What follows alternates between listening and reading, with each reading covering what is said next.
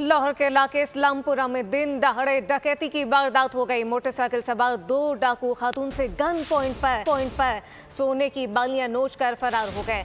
वारदात की CCTV footage मंजर आम पर आ गई है। लाहौर का इलाका है इस्लामपुरा, जहां पे दिन दहाड़े डकैती की वारदात की गई।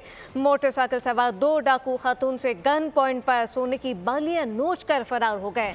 वारदात की सीसीटीवी फुटेज मंजर आम पर आ गई है। सीसीटीवी फुटेज में मोटरसाइकिल सवार डकैत को राह चलती खातून से बालियां नोचते वाज़ेह तौर पर देखा जा सकता है। लाहौर का ये इलाका है इस्लामपुरा, जहां पे ये वारदात हुई। दिन दहाड़े डकैती की वारदात। मोटरसाइकिल सवार 2 डाकू खातून से गन पॉइंट पर सोने की बालियां नोच कर फरार हो गए।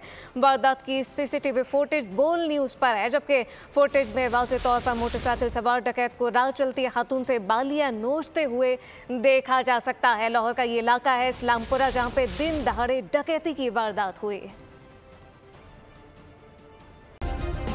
सब्सक्राइब करें और बेल दबाएं ताकि कोई खबर रह न जाए।